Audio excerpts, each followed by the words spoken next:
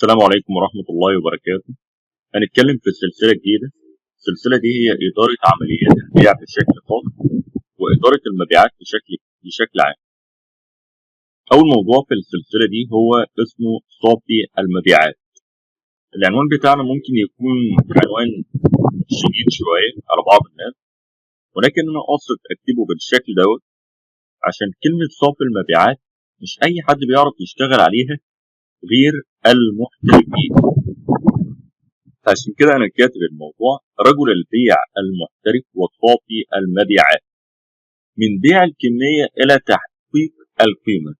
يعني أنا عايز أقول إن راجل المبيعات مش مجرد إن هو عنده كميات بيطلع يخرجها أو يبيعها وخلاص، لازم يتأكد إن الكميات دي بتحقق القيمة اللي بتحقق أرباح للشركة أو لا، أو بتحقق القيمة المطلوبة من الشركة أو لا. تعالى نتكلم في الكلام ده بالتفاصيل عشان الناس تبقى عارفة إحنا بنقصد إيه من الموضوع.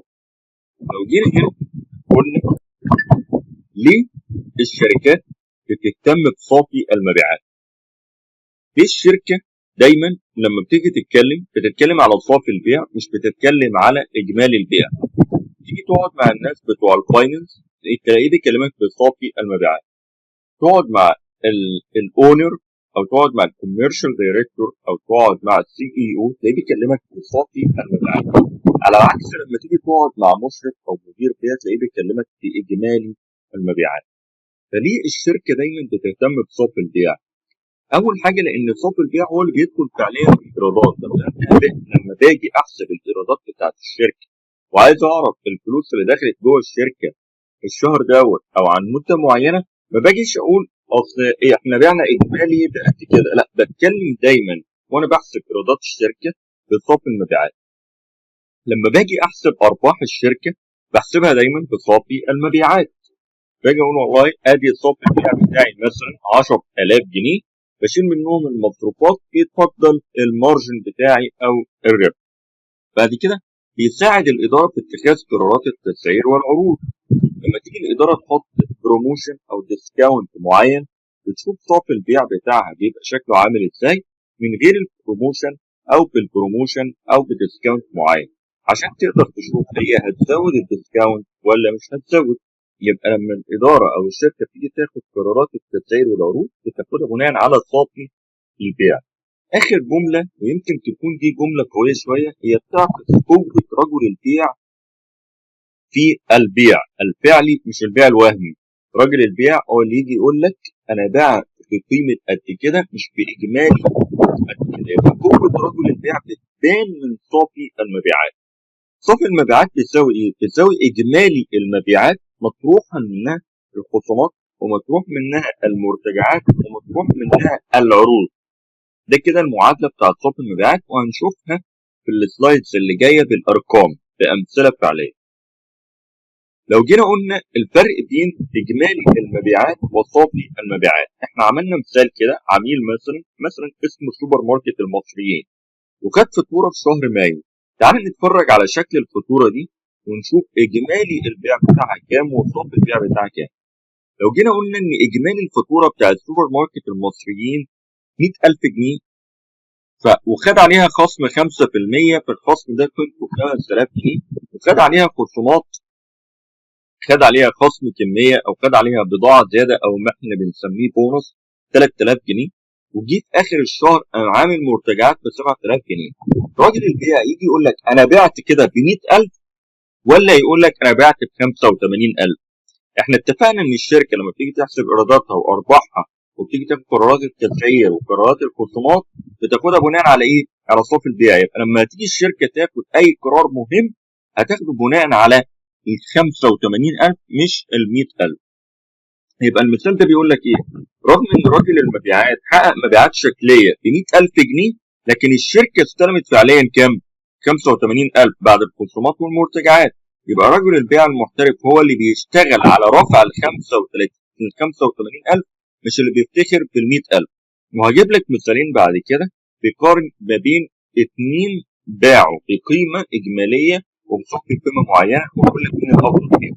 يبقى راجل البيع هو اللي بيشتغل على انه يعلي قيمه ال 85000 مش يعلي قيمه ال 100000.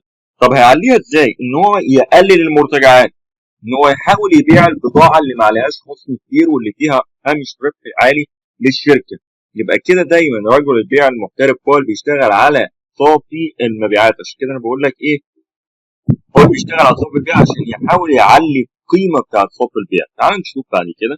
لو قلت لك احنا هنا بنقارن ما بين رجلين مبيعات، الراجل الاول اسمه احمد وراجل تاني اسمه سامي. احمد ده لسه من مبتدئ، وسامي محترف وبقاله في البيعه سنين وفاهم هو بيعمل ايه.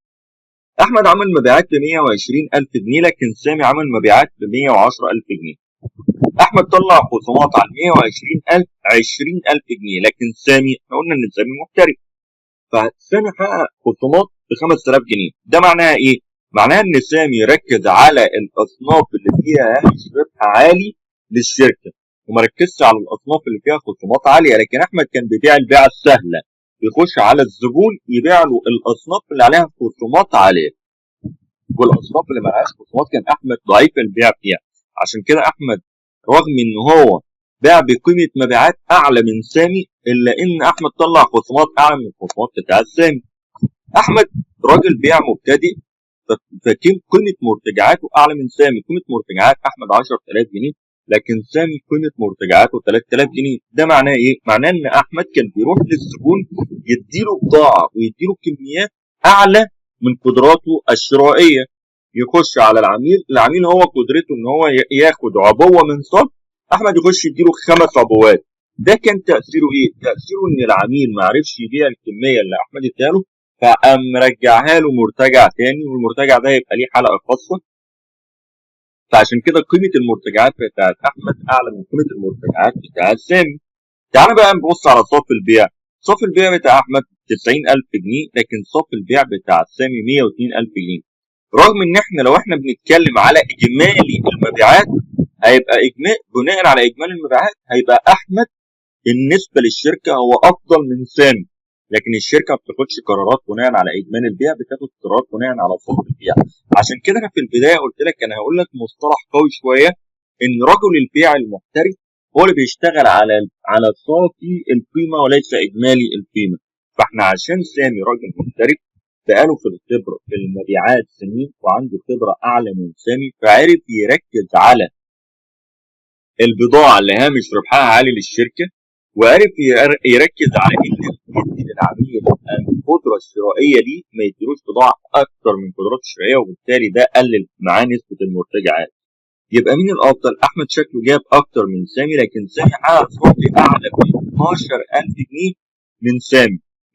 لكن سامي حقق ايراد وحقق مبيعات اعلى ب 12,000 جنيه من مين؟ من احمد.